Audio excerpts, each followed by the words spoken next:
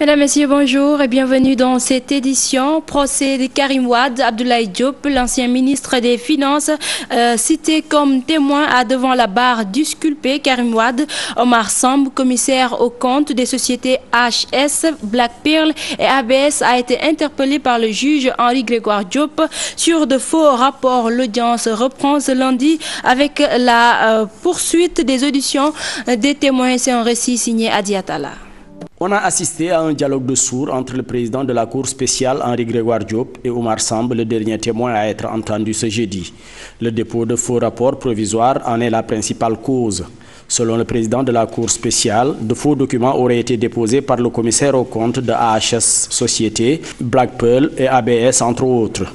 Là où le juge Henri-Grégoire Diop parle de pages qui manquent dans le rapport ou l'absence de signature, le témoin évoque une omission à cause de la précipitation dans le rassemblement des pièces comptables.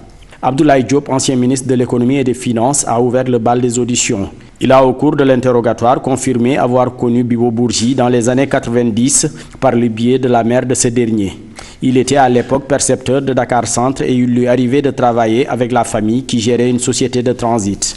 Il déclare en outre qu'il est intervenu une seule fois dans un dossier concernant un terrain situé sur la corniche appartenant à la société Dalia qui était bloqué à la direction des domaines. En ce qui concerne ses relations avec Karim Wade, Abdoulaye Diop martèle que l'ancien président de l'ANOCI ne l'a jamais sollicité sur un quelconque dossier. Après l'audition, il s'en est suivi une confrontation entre les deux. Pour la première fois, le fils d'Abdoulaye Wade a posé une dizaine de questions à son vis-à-vis, allant des 117 milliards à 4 000 milliards qui lui sont attribués, à la question de savoir si le ministre des Finances aurait une fois obéi à ses injonctions. À toutes ces interrogations, Abdoulaye Diop a répondu par la négative. Le procès reprend ce lundi avec la levée de la dispense des co-prévenus Alioune Samba Diassé, Mbaye Ndiaye et Pierre Agboba. Les témoins, Maître Tamaro Seydi, Seydina Kane et Mathiako Bessan, entre autres, vont comparaître.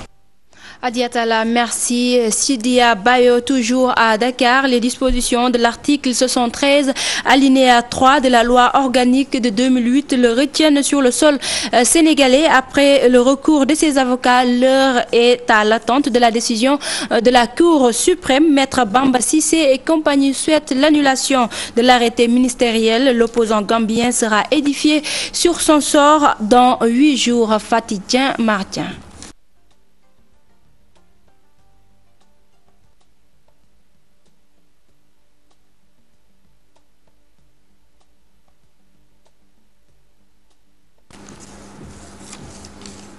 Toutes nos excuses pour cet élément. Annulation du conseil municipal de Kaolack à l'exception du maire et de son premier adjoint. La cour d'appel a décidé de dissoudre l'instance pour non-respect de la loi sur la parité. Certains membres du conseil municipal avaient estimé que la constitution du conseil municipal n'était pas conforme à la loi sur la parité. La Cour suprême ordonne la reprise de l'installation du conseil municipal. Je vous propose d'écouter Maître Daf. Il est au micro de Dissa Prera. À la suite des élections de juin 2014, des élections locales, il avait été constaté lors de l'installation du conseil municipal de Kaolack que la loi sur la parité n'avait pas été respectée. Et donc, certaines citoyennes, certaines membres du conseil municipal de Kaolack ont estimé devoir saisir la cour d'appel d'un recours aux fins de l'annulation de l'installation du bureau du conseil municipal et de ses commissions. Sur la base de ça, sur la base de cette requête-là, la cour d'appel a rendu une décision le 25 juillet 2014 estimant que effectivement la loi sur la parité ne peut pas être appliquée en l'état parce qu'étant d'une application difficile ou pas facile en tout cas. Et sur ce, la Cour d'appel de Kaolack a rejeté la requête des dames, Yaï et autres. C'est ainsi que on est venu à Dakar, on a fait un recours auprès de la Cour suprême. Et rendu aujourd'hui a estimé que il a l'air à constater que dans le PV d'installation du conseil municipal de Kaolack, la parité n'a pas été respectée. Non, en principe, ce qui est maintenu, c'est le poste du maire et de son premier adjoint. La parité a été appliquée jusque-là. Maintenant, pour ce qui est de la suite, c'est à reprendre. c'est à reprendre. Et la Cour suprême, dans sa décision d'aujourd'hui, a ordonné la reprise de l'élection, de l'installation des autres membres du conseil municipal de Kaolack. Le mouvement des entreprises du Sénégal, MEDES, a lancé officiellement un fonds de garantie du cercle des investisseurs. Le nouveau mécanisme permet de mobiliser les décideurs économiques, ce qui facilitera la création d'emplois. Le projet est appuyé par la Banque nationale de développement économique. Maïmouna Ndiaye, Massaya Ndiaye. La signature paraphée, le mouvement des entreprises du Sénégal lance ainsi le cercle des investisseurs Fogassim, une première dans le secteur privé national. Vous le savez, la problématique majeure de nos entreprises, c'est l'accès au crédit. Et on ne peut pas tout attendre de l'État. L'État nous crée un cadre propice à l'investissement. C'est à nous de nous prendre en charge.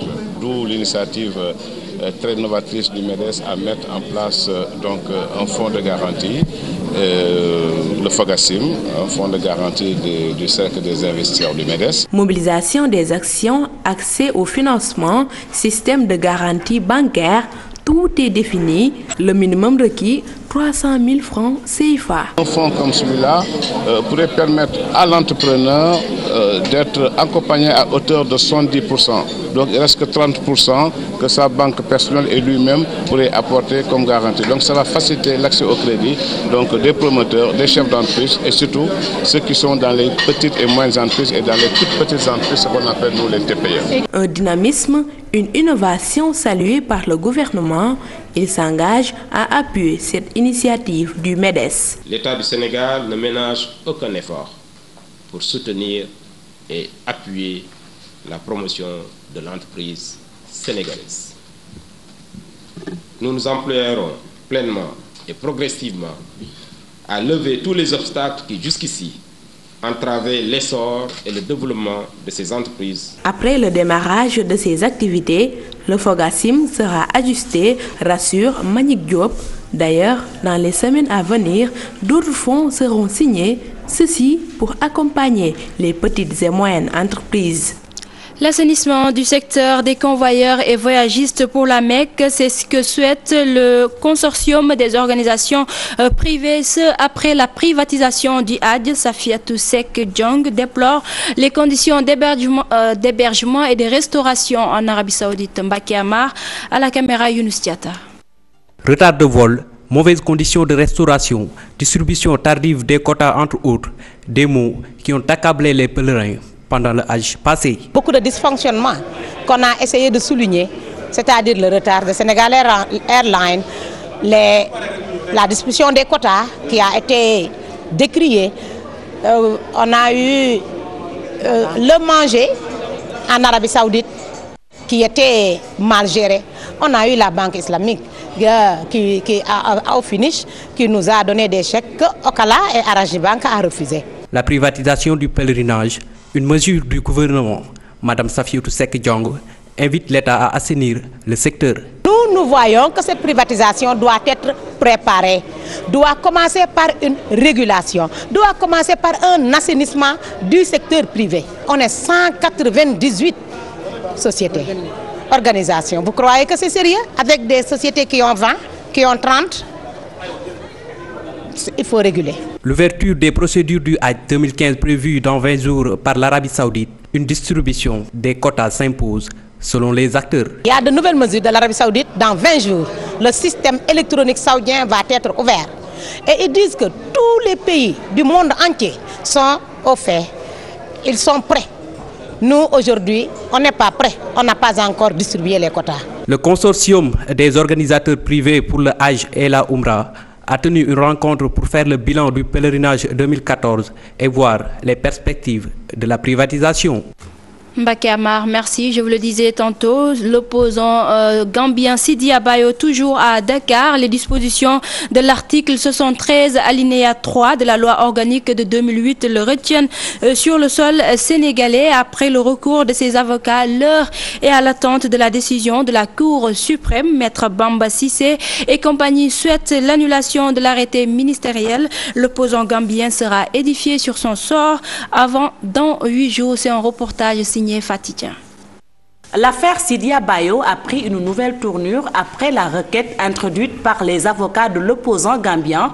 La Cour suprême saisit le délai de recours et le recours lui-même suspensif. La loi organique sur la Cour suprême, en son article 73.3, lorsque on bénéficie d'un certain statut, ou bien lorsque certaines demandes sont posées devant la Cour suprême, le délai du recours et le recours sont suspensifs. C'est une loi organique. C'est une loi qui vient préciser ou compléter des dispositions de la Constitution. Sidia Bayo dans l'attente, la Cour suprême a 8 jours pour se prononcer. Sa requête est communiquée par le greffier en chef à l'autorité administrative. Aussitôt après que les conseils de Bayo ont déposé la requête, au niveau du greffe de la Cour suprême, le greffier en chef de la Cour suprême est tenu d'aviser l'autorité administrative dans les 48 heures. On est obligé d'attendre que la Cour suprême rende une décision en disant soit que la décision elle est légale, elle est conforme au droit, donc je rejette la demande de celui qui veut son annulation. Pour l'heure, l'opposant gambien est entre les mains des autorités sénégalaises. Pour les juristes, c'est une détention administrative puisque M. Bayo n'a pas commis d'infraction. Je ne vois pas d'inconvénient à ce qu'on le lâche, à ce qu'on le remette en liberté et attendre. Au Sénégal, il s'agit d'un régime juridique qui est un peu mal défini. Parce que ça aurait été un autre pays comme la France. On le mettrait d'abord dans un lieu de détention qui serait un commissariat ou une brigade. Mais il ne resterait pas plus de 48 heures là-bas. Les avocats de Sidia Bayo se disent confiants, mais qualifient sa détention d'illégale. Fatidien, merci. Mesdames, Messieurs, c'est la fin de cette édition. Merci de l'avoir suivi et bonne suite des programmes sur la TFM.